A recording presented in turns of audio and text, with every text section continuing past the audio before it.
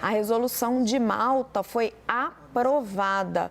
12 votos a favor, 0 votos contra e 6 abstenções. A resolução, ela em resumo, pegando o que tem de mais importante, ela pede que todas as partes cumpram as normas do direito internacional, ela pede pausas e corredores humanitários urgentes e ela pede a libertação de todos os reféns. Eu tenho Lorival Santana comigo, porque, Lorival, é a primeira resolução do Conselho de Segurança da ONU que é aprovada sobre este tema. Como se conseguiu esse consenso, Lorival? Sim, é a quinta tentativa, né? O que se conseguiu foi fazer um texto que não ferisse os interesses e as posições de ninguém.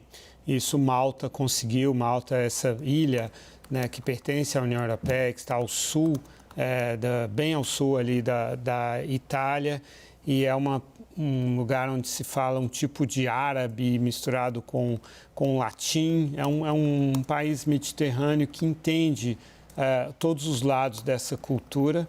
E então é uma resolução que, como você disse, pede que todas as partes cumpram as normas do direito internacional. Isso é algo difícil de alguém rejeitar ou discutir, né, dentro da ONU, porque a resolução não aponta quem é que está fazendo, que está violando e de que forma.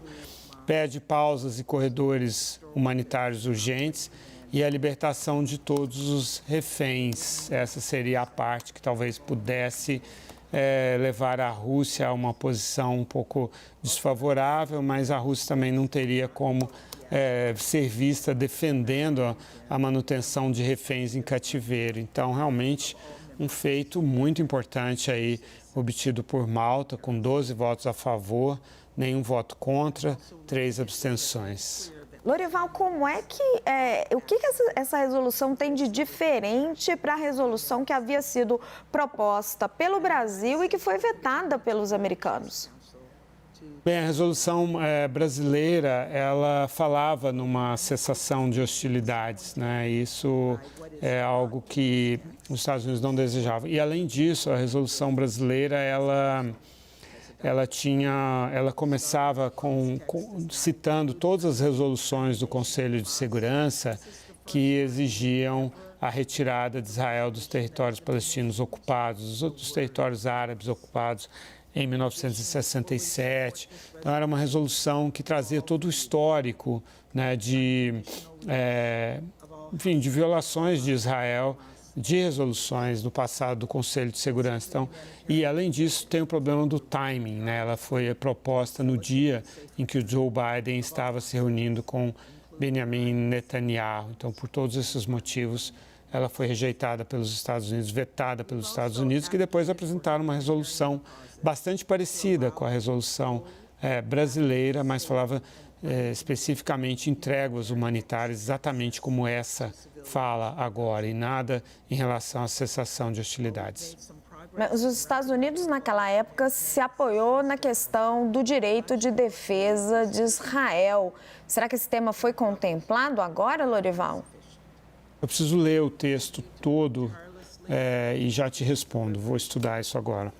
Eu acho que a questão do timing, pelo que você está falando, também deve ter sido muito sensível. A gente ainda vai precisar entender como é que foi o envolvimento do governo brasileiro nessa questão, porque o presidente Lula estava pedindo ao embaixador, ao nosso chanceler Mauro Vieira, que marcasse um telefonema com o presidente Xi Jinping para avançar nessas conversas, para pedir um posicionamento da ONU. Agora, Lorival, a gente não pode esquecer também da coincidência de que Joe Biden e Xi Jinping estão reunidos agora no encontro histórico.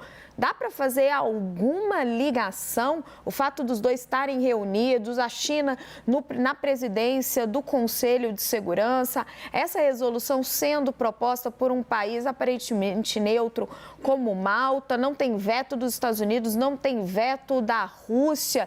Tudo isso está ligado?